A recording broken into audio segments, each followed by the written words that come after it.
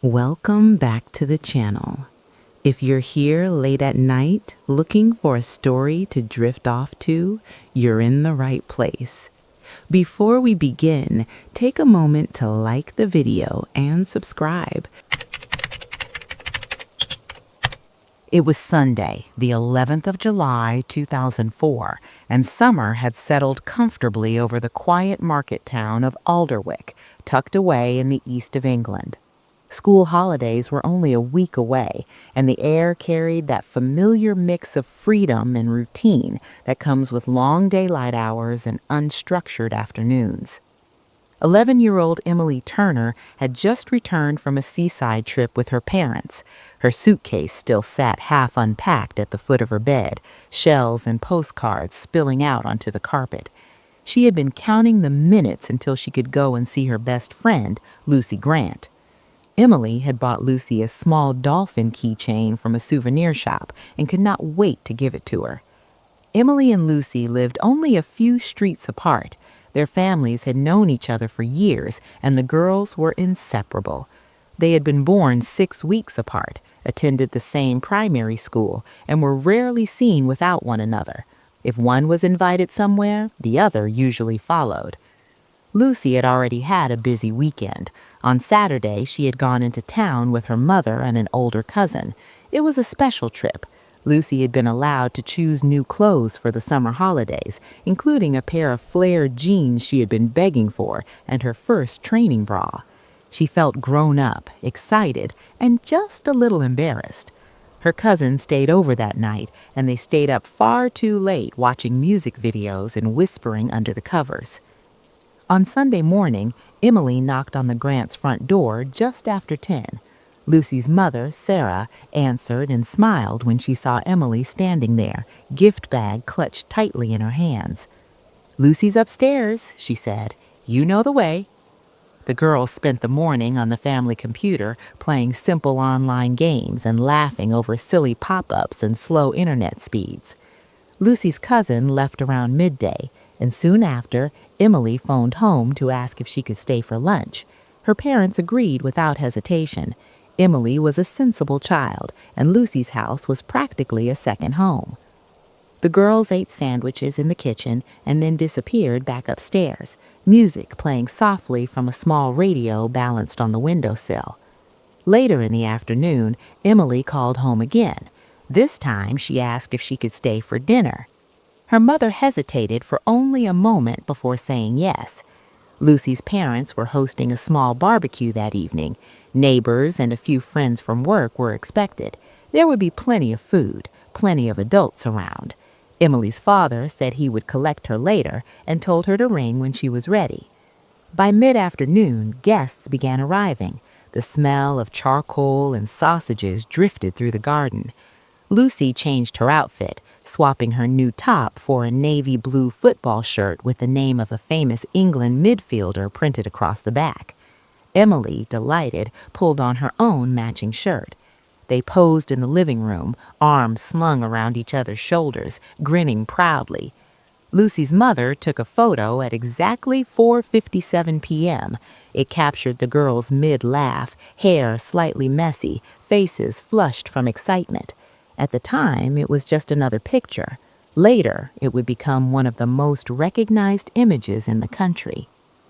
After eating, the girls went back upstairs, sprawled across Lucy's bedroom floor, listening to music and flicking through magazines. Just after 6, they decided to walk to the corner shop to buy sweets. It was barely 5 minutes away. They did not tell anyone they were going out. They had done the walk dozens of times before and expected to be back almost immediately. When Lucy's mother called upstairs at around 8:15 p.m. to ask them to come down and say goodbye to the last guests, there was no answer. She assumed they were wearing headphones or lost in conversation, but when she checked Lucy's bedroom and found it empty, a flicker of unease settled in. At first, she stayed calm.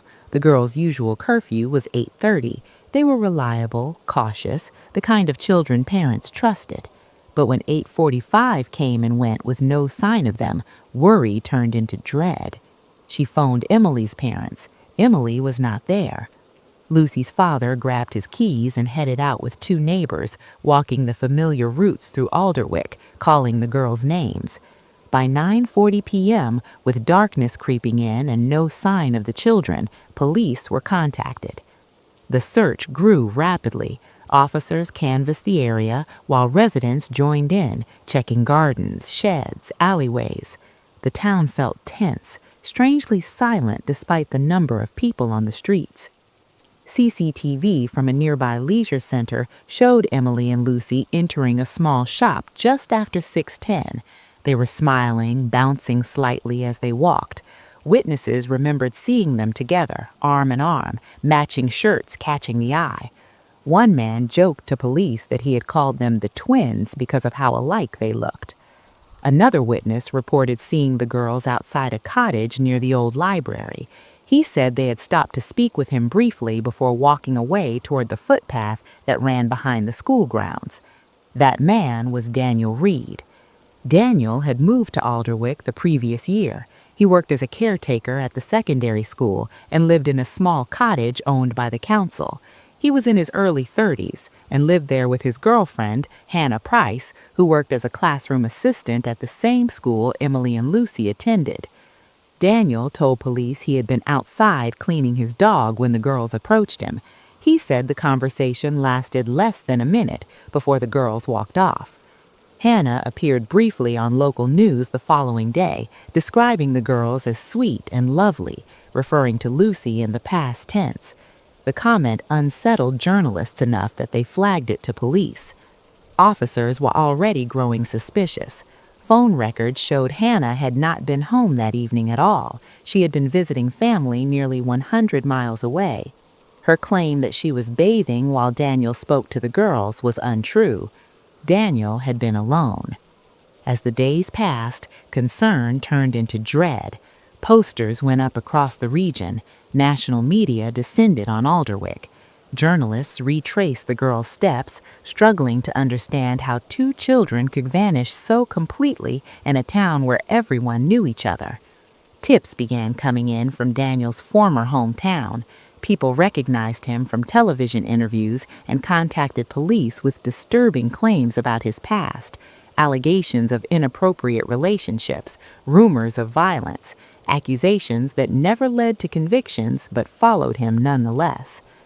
On the 6th day, police made a discovery that changed everything. In a refuse bin behind the school, they found partially burned clothing, 2 football shirts, shoes, small items that were unmistakably linked to Emily and Lucy. The search shifted instantly. That evening, officers located 2 bodies in a remote drainage ditch near an abandoned airfield miles outside of Alderwick. The town would never be the same again, and the quiet caretaker who said he was simply washing his dog would soon become the center of one of the most harrowing trials in modern British history. The confirmation that Emily Turner and Lucy Grant were dead landed on Alderwick like a physical weight. By the following morning, the town felt hollowed out. Shops opened, but customers barely spoke. Flowers piled up outside the girls' school gates, cards handwritten in shaky ink taped to railings and lampposts. Parents walked their children to school and held their hands longer than usual. Police moved quickly. Daniel Reed and Hannah Price were brought in for questioning on the same day the bodies were identified. Officers searched Daniel's cottage thoroughly. At first glance, it looked spotless, almost unnaturally so. Every surface gleamed. Carpets had been scrubbed. Curtains were freshly washed. Bedding was clean and neatly folded. That level of cleanliness raised eyebrows immediately. Despite the effort, small details stood out. In the bathroom, the bathtub had a visible crack along its side. In the dining area, a ceiling light hung loose, dangling by its wire as though it had been pulled down in a struggle. Officers photographed everything, bagged items, and took samples, but there was no visible blood, no obvious signs of violence. The only fingerprints belonging to either child were found on a small chocolate box sitting on a shelf. Lucy had given it to Hannah as an end-of-term gift weeks earlier. Other than that, the house offered nothing obvious. Investigators turned their attention outward. Daniel's car, a red hatchback, was examined next. Records showed that the day after the girls disappeared, Daniel had replaced all 4 tires. When questioned about it, he claimed they were worn and unsafe. Mechanics confirmed the tires had been changed, but could not say why. Meanwhile, forensic teams continued working at the ditch near the old airfield where the bodies had been found.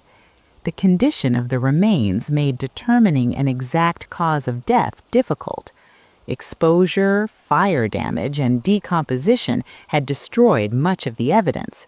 Pathologists could not say with certainty how the girls had died, but suffocation or strangulation were considered likely.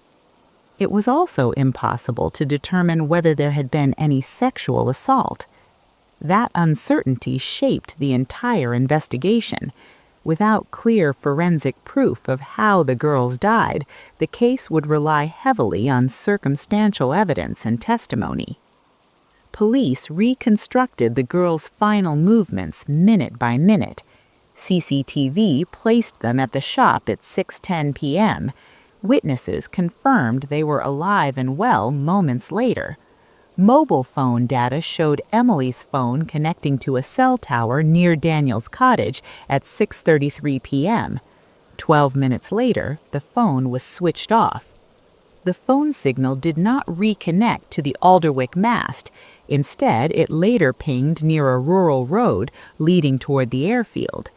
That detail alone suggested movement. Under renewed questioning, Daniel eventually admitted the girls had been inside his house. His account was strange, shifting, and filled with inconsistencies. He claimed Emily and Lucy approached him while he was cleaning his dog in the front yard. Lucy had a nosebleed, he said. Wanting to help, he invited them inside to get tissues. According to Daniel, while in the bathroom, Lucy slipped and fell into the bathtub, which contained several inches of water. He said she hit her head and drowned before he could help her. Panicked, he claimed, he tried to revive her. When Emily began screaming, he placed his hand over her mouth to quiet her. He said she stopped breathing almost immediately. He insisted it was all an accident. Investigators were unconvinced. Experts testified that the amount of water Daniel initially claimed was in the tub would have made his version physically impossible. When confronted with that, he reduced the depth. Even then, specialists said an accidental fall leading to death in those circumstances was extremely unlikely. Emily's death raised even more questions. A healthy 11-year-old child would not simply stop breathing from a hand over her mouth. She would struggle, claw, twist, fight. There would be signs. Daniel's explanation did not account for any of that. Under further pressure, Daniel admitted he had placed the girls' bodies in the boot of his car and driven them to the airfield. He said he panicked and did not know what else to do. Days later, he returned with petrol and set fire to the site. Prosecutors argued that this was not the behavior of someone involved in an accident. It was the behavior of someone trying to destroy evidence. More evidence began to surface. Fibers from the girls' football shirts were found embedded in the carpet of Daniel's home and inside the boot of his car. A hair matching Daniel's was recovered from the burned clothing found in the bin. Chalk residue found on the suspension arm of his car matched chalk present on the track near the ditch. One of the most damaging discoveries was Daniel's fingerprint found on the inside liner of the refuse bin where the clothing had been discarded. Hannah Price's role also came under intense scrutiny. She admitted lying about her whereabouts on the night the girls disappeared. She claimed she did so because Daniel had asked her to. and because she believed him when he said he had done nothing wrong. Phone records showed Hannah had called Daniel repeatedly that day. Prosecutors suggested she had provided a false alibi deliberately, knowing it could obstruct the investigation. The trial began nearly a year later. The courtroom was packed daily. Journalists from across the country filled the press benches. Emily and Lucy's family sat together, silent and composed, their grief etched into every movement. The prosecution laid out a clear narrative. Daniel Reed had been alone, angry, and volatile that evening. He had encountered 2 children he knew and trusted him. He had lured them inside. What followed, the prosecution argued, was murder. They acknowledged the lack of forensic clarity, but emphasized the overwhelming pattern of evidence. Daniel's lies, the phone data, the tire changes, the burning of clothing, the cleanup, the disposal of bodies. No part of his behavior matched that of an innocent man dealing with a tragic accident. The defense argued otherwise.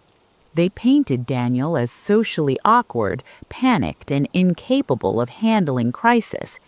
They suggested he had made terrible decisions after a genuine accident, driven by fear rather than malice.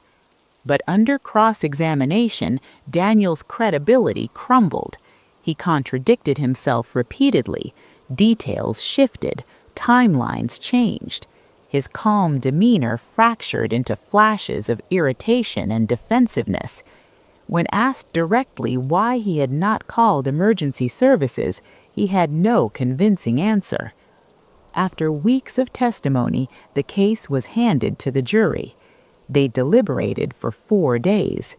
The verdict, when it came, was devastating and decisive.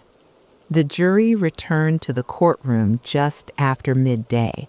No one spoke as they filed in. The scrape of chairs on the floor sounded unnaturally loud.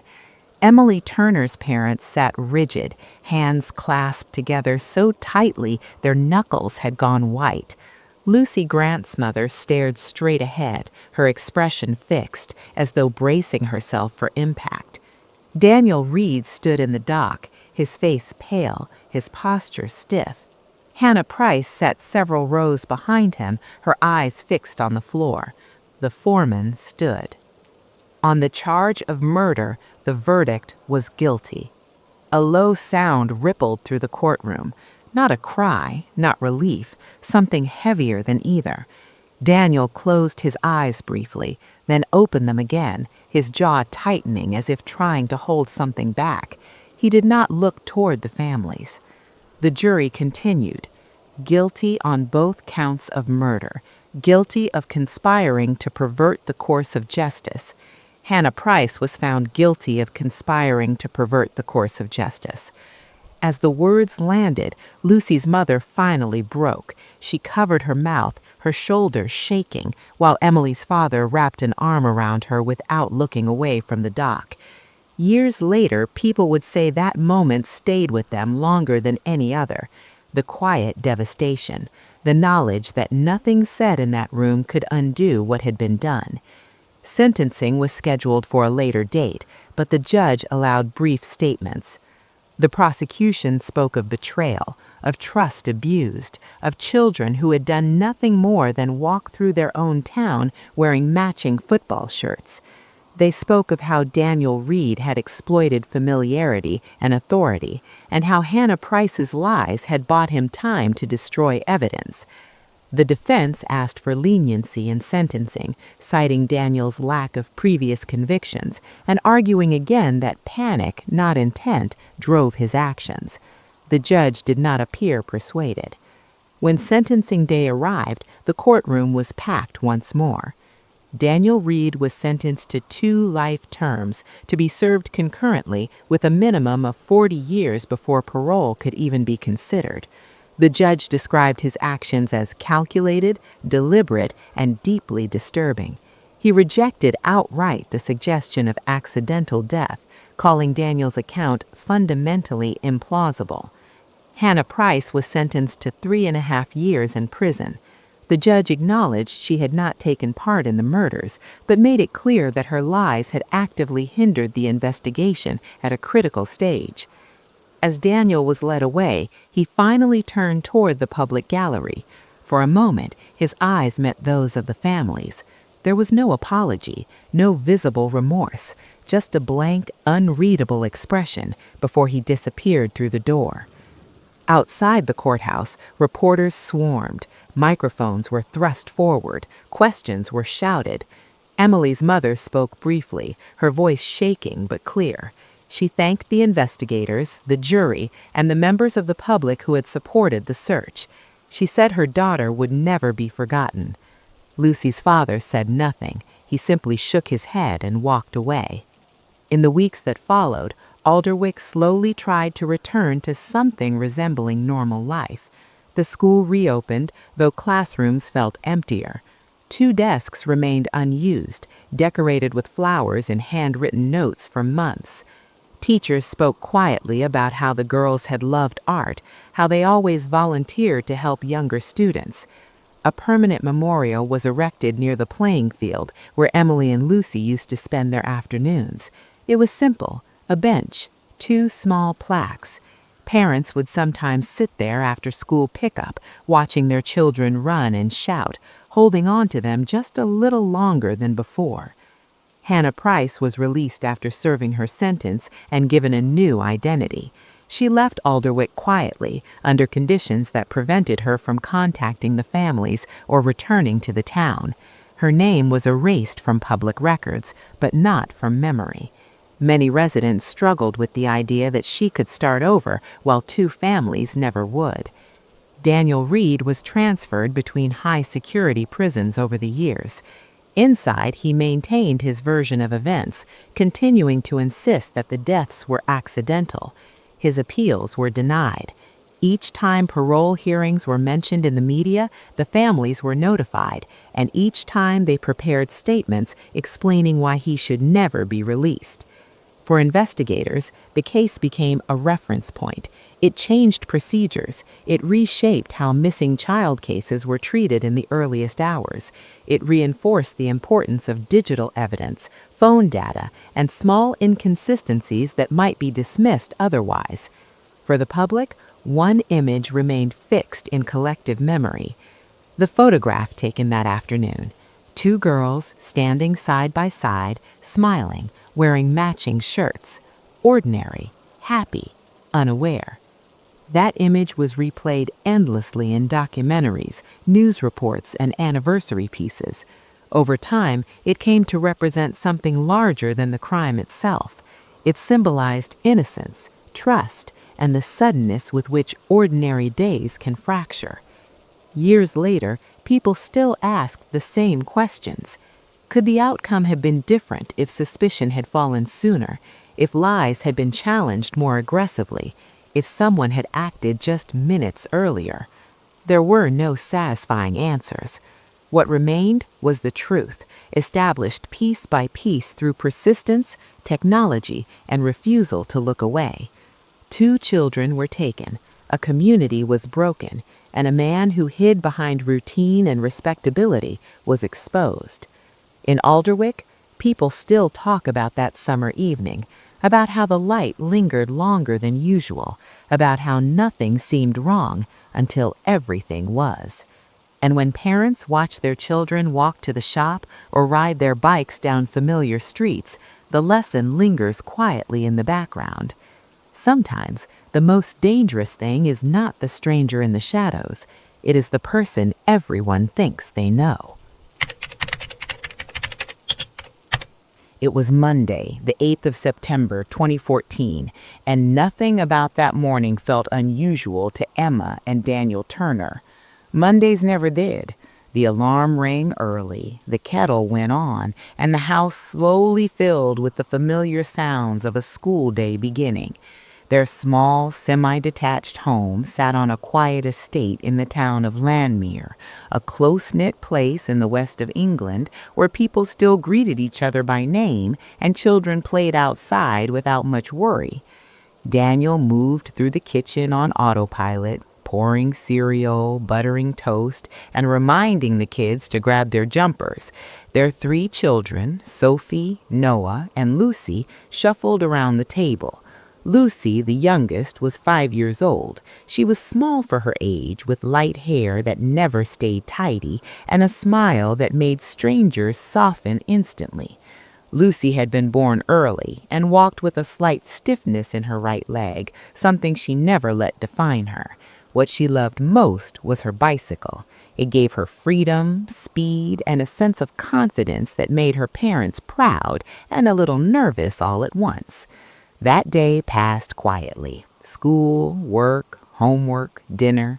Emma picked Lucy up after her swimming lesson at the local leisure center, wrapping her in a towel while Lucy chattered about how she had finally managed to float without help. Back home, one of Lucy's friends from the estate came over. Daniel made them spaghetti and toast, the kind of simple meal kids loved, and listened to them talk over each other while they ate. As evening settled in, the sky stayed bright longer than usual. Early autumn often did that. Children were still playing outside up and down the estate. Bikes rolled past, voices echoed between houses, and parents leaned against door frames, keeping half an eye on the street. Landmere felt safe. It always had. Lucy finished eating and asked the question she always asked. "Can I go out on my bike?" Emma glanced at the clock. It was just after 7. Normally, the answer would have been no. Lucy was never allowed out late, and her parents were careful about sticking to routines. But that evening was different. Earlier, they had attended a parent-teacher meeting at Lucy's school. The report had been glowing. Lucy was doing well, trying hard, making friends. For a child who had started life with extra challenges, those words meant everything. Daniel hesitated, then nodded. 15 minutes, he said, not a second longer. Lucy promised. She always did. Helmet on, bike wheeled down the path, she rode off with her friend, laughter trailing behind them. Neither Emma nor Daniel could have imagined that decision would divide their lives into a before and an after. 15 minutes passed quickly, too quickly. When the time was up, Emma asked Noah to go and find her sister and tell her to come home. He ran out the door, calling Lucy's name as he went. Moments later, the front door flew open. Noah was screaming. "She's gone!" he cried. "Lucy's gone!" At first, Emma didn't understand. Children panicked over small things all the time. But then Noah said the words that drained the color from her face. "She got in a car!"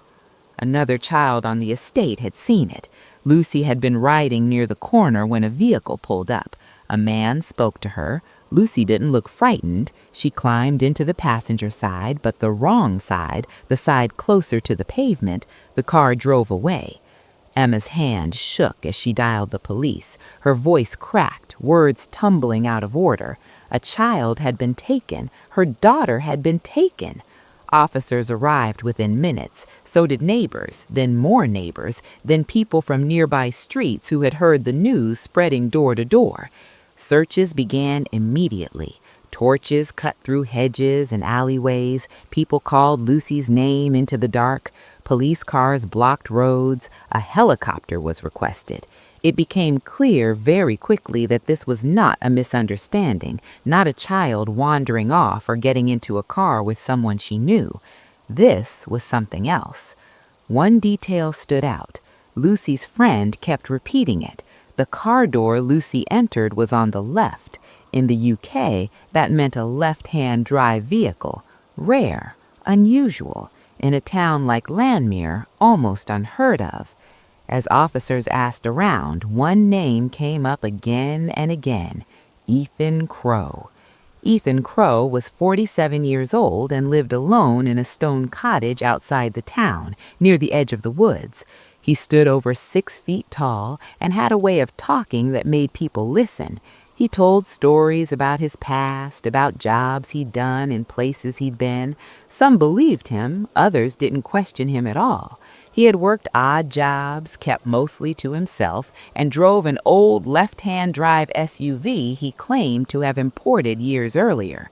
To most people, he was just another face in the background of town life. Police brought him in the following day. At first, Ethan denied everything. Then his story shifted. He said Lucy had been in the road. He said he'd knocked her over by accident. He said he panicked, put her in his car to get her help. When officers asked where she was now, his answers fell apart. He couldn't remember. He'd been drinking. He was confused. Nothing he said made sense. Investigators began piecing together his movements. The day Lucy disappeared had not been ordinary for him. Earlier, he had called in sick to work. He had been upset about a relationship ending. He had attended the same school meeting as Emma and Daniel, sitting quietly at the back. CCTV placed his vehicle in Landmere that evening. Another camera showed it leaving the estate shortly after Lucy vanished. An hour of time could not be accounted for. As the town searched, police searched too. Ethan's cottage, his car, his computer. They spoke to witnesses who reported seeing him acting strangely the following morning, carrying items across fields near his home, driving down to the river and back again. Hope faded with each passing day. The search for Lucy became the largest the region had ever seen.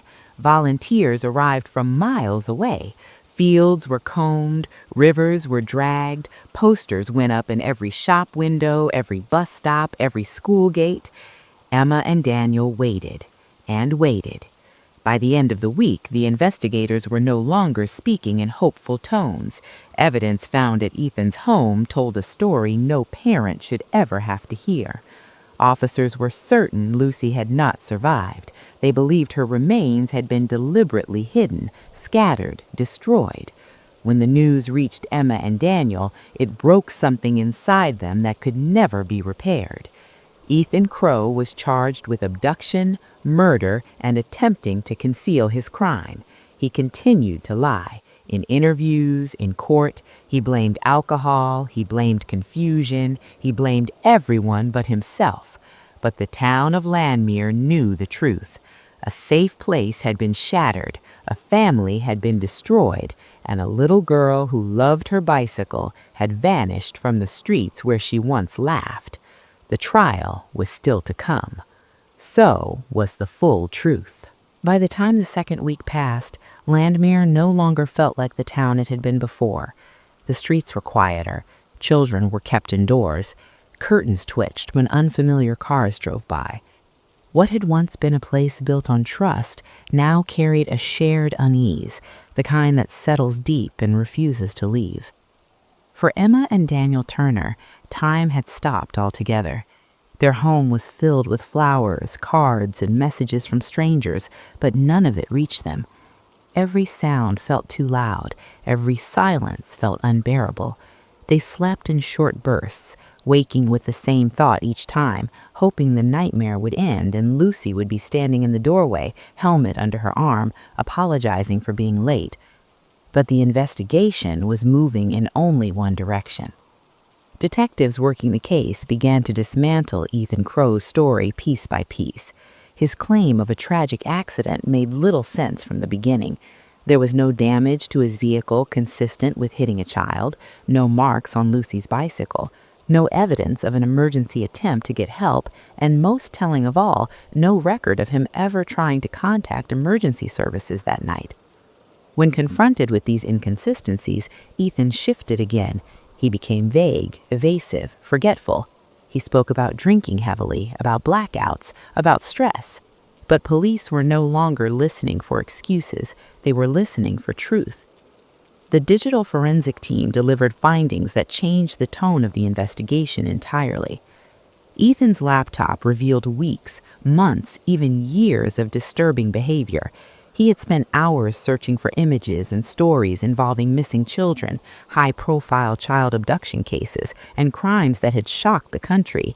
He appeared obsessed with them, revisiting the same cases again and again, reading every detail, every theory, every grim conclusion. In the days leading up to Lucy's disappearance, his activity intensified. He searched for local school schedules. He looked up routes around Landmere. He visited social media profiles connected to families in the area. Investigators discovered that earlier on the same day Lucy vanished, Ethan had attempted to speak to two young girls walking home from school. He claimed to be offering help, a lift, an invitation to meet his daughter. The girls refused and ran. At the time, no one reported it. It seemed harmless. It wasn't. The picture forming was not of an accident, but of intent. Officers revisited witnesses, rechecked CCTV footage, and mapped Ethan's movements minute by minute. The missing hour, the one he could not explain, became the center of the case. They believed it was during that window that Lucy was taken to his cottage. When police searched the property again, specialists found traces that confirmed their worst fears. Despite attempts to clean, evidence remained. It was enough to support charges, but not enough to give Lucy's parents what they wanted most, her return. As the case moved toward trial, the media descended on Landmere.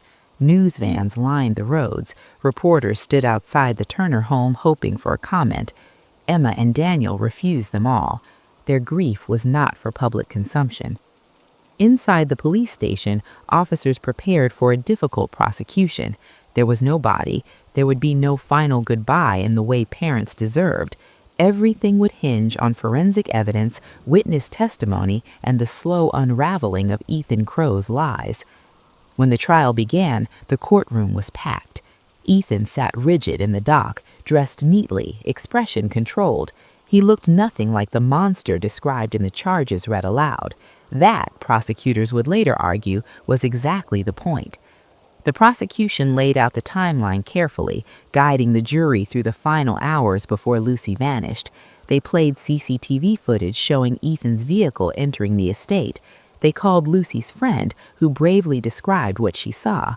The child's words were simple but devastating. Lucy had not been forced, she had trusted. Emma left the courtroom during that testimony. Daniel stayed, gripping the bench until his knuckles turned white. Ethan took the stand in his own defense. He spoke calmly. He repeated his story of an accident. He insisted he had panicked, that he had meant to help. When asked why Lucy's friend said Lucy appeared happy and climbed into the car on her own, he dismissed it. Children misunderstood things, he said. Children lied. The jury listened and watched. Under cross-examination, his composure cracked. Prosecutors questioned him about his online searches, about the girls he approached earlier that day, about why he attended the school meeting at all when he had no reason to stay, about why he drove Lucy away from the town instead of toward the hospital. He had no convincing answers. When confronted with the digital evidence, Ethan claimed curiosity, education, misinterpretation. His explanations became increasingly strained, increasingly implausible. Each lie made the next one harder to believe. The defense argued lack of intent. They argued intoxication. They argued doubt. But doubt was in short supply. After closing arguments, the jury retired. It took them less than 5 hours to reach a verdict. Guilty. On all counts. There was no sound in the courtroom when the verdicts were read. Emma clutched Daniel's hand, tears streaming down her face, not from relief, but from the finality of it all. Nothing could bring Lucy back. No sentence could undo what had been done. When the judge spoke, his words were measured and unflinching. He described Ethan Crow as a man who had lived behind a mask, hiding dangerous fantasies beneath a carefully constructed image. He spoke of trust betrayed in the most unforgivable way. Ethan was sentenced to life imprisonment with no possibility of release. As officers led him away, he did not look at the Turners. Outside the courtroom, Landmere held its breath. Justice had been served, but peace did not return. It would take years, if it ever came at all. For Emma and Daniel, the world moved on without their permission. Seasons changed, birthdays passed. Lucy's room stayed exactly as it was, her bicycle still leaning against the wall where she left it. The final chapter had not yet been written, because even after the trial ended, Lucy's story was not over. The sentence marked an ending, but it did not bring closure. Life imprisonment meant Ethan Crowe would never walk free again, but it did not answer the questions that haunted everyone who had followed the case. Where exactly had Lucy been taken that night? What had she felt? Whether she had known fear? These were questions no verdict could erase, and once Emma and Daniel Turner learned they could not allow themselves to dwell on if they were to survive at all. In the weeks after the trial, Landmere tried to return to normal. Shops reopened fully, children slowly began playing outside again, though never without supervision. Parents exchanged looks of shared understanding, the kind formed through collective trauma. The town had learned something terrible about itself. Not that it was careless or naive, but that evil did not always arrive loudly. Sometimes it lived quietly at the edge of things, waiting. Emma and Daniel withdrew from public view. They stopped answering the phone. Friends left meals at the door. Cards continued to arrive from across the country. Some were from people who had never met Lucy, but felt they knew her through the images shown in court. Her school photograph, her bicycle helmet, her smile. The absence was everywhere. Lucy's room remained untouched. Her shoes were still by the door. Her bike stayed in the shed, tires slowly losing air. For months, Emma could not bring herself to move anything.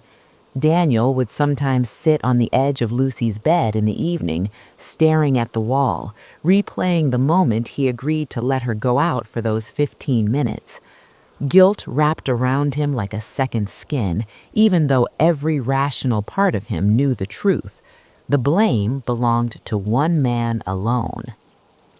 Grief did not move in straight lines. Some days felt almost bearable, others felt impossible. Birthdays were the worst. Lucy's 6th birthday came and went quietly. No cake, no candles, just a small gathering at the cemetery where a headstone stood without a body beneath it. Because Lucy had never been fully recovered. Only a handful of fragments were ever returned to her family, enough for a burial, not enough for peace. The rest, police believed, had been deliberately destroyed and scattered in ways that ensured Lucy would never truly come home. That knowledge changed Emma and Daniel. At first, it nearly destroyed them. Then, slowly, something else took shape, a resolve, a refusal to let Lucy be remembered only for how she died. Emma began speaking privately to other families affected by violent crime. She learned how many parents carried the same quiet agony, how many stories ended without answers. Daniel, who had once avoided public attention at all costs, began attending community safety meetings, listening more than he spoke. Together, they made a decision. Ethan Crowe's cottage, the place investigators believed Lucy had been taken, still stood on the edge of the woods, empty, abandoned. Locals avoided it. Children were warned never to go near it. It had become a symbol of fear, a physical reminder of the worst thing that had ever happened in their town. Emma hated that. She did not want Lucy's memory tied to a building that represented cruelty and secrecy. She wanted something else, something open, something kind. With the help of local counselors, victim advocacy groups, and hundreds of residents who donated time and money, a plan was formed. Legal hurdles were overcome, permissions were granted, and 1 year after Ethan's sentencing, the cottage was demolished. In its place, a garden was created. It was simple, thoughtful, a circular path, wildflowers, a small tree planted at the center, a plaque bearing Lucy's name, and a single line chosen by her parents. Loved, always. The opening of the garden was quiet. No press, no speeches, just the people of Landmere standing together, many with tears in their eyes, watching Emma place a small bicycle charm beneath the tree. For the first time since Lucy disappeared, the sight no longer felt heavy. It felt gentle. The garden became a place people visited when they needed to remember, or to reflect, or to teach their children about kindness and caution in equal measure. It was not a shrine to tragedy, but a refusal to let darkness define the land it once occupied. As years passed, Lucy's story continued to ripple outward. Changes were made to local safeguarding policies. Schools revised how they spoke to children about strangers, not with fear, but with honesty. Parents became more aware. Communities became more connected. Emma and Daniel never claimed that awareness could prevent everything. They knew better than anyone that some things could not be foreseen, but they believed in doing something rather than nothing. Ethan Crowe faded from public consciousness, as men like him often do, locked away, forgotten by all but those directly affected. He wrote letters from prison, none of which were answered. Appeals were filed and rejected. His name became a footnote in legal records, stripped of the power it once held. Lucy's name did not fade. Her school established a small scholarship in her memory. Each year, a child who showed resilience and kindness received it. Emma attended the first award ceremony and cried through the entire thing, not from sadness alone, but from pride. Lucy's brief life was still touching others. At home, the Turners eventually packed away Lucy's room, not because they wanted to forget, but because they wanted to breathe. Some items were kept, others donated. The bicycle was given to a local charity that adapted bikes for children with mobility challenges. That decision took Emma weeks to make, and she stood watching as it was loaded into a van, whispering goodbye. Grief never truly leaves. It changes shape. It softens at the edges. It learns to coexist with ordinary moments. Emma learned to laugh again, though it surprised her when it happened. Daniel returned to work, finding comfort in routine. Their older children grew into teenagers who carried Lucy's memory quietly, fiercely. Sometimes Emma dreamed of Lucy riding her bike through the estate, hair flying, calling out that she would be back soon. She always woke up before Lucy disappeared from view. Those dreams hurt and healed. On the 10th anniversary of Lucy's disappearance, the town gathered at the garden. Children laid flowers, parents stood close. Emma and Daniel spoke briefly, thanking everyone for refusing to let fear win. This place, Emma said, gesturing to the garden, was once where something terrible happened. Now it's where something good continues. As the crowd dispersed, Daniel stayed behind for a moment. He looked at the tree, taller now, branches spreading wide. He imagined Lucy climbing it, laughing, calling down to him. He smiled through tears. Evil had taken something precious from them, but it had not taken everything. Lucy's life mattered, her memory mattered, and in a town once defined by loss, love had endured. And that, in the end, was what remained.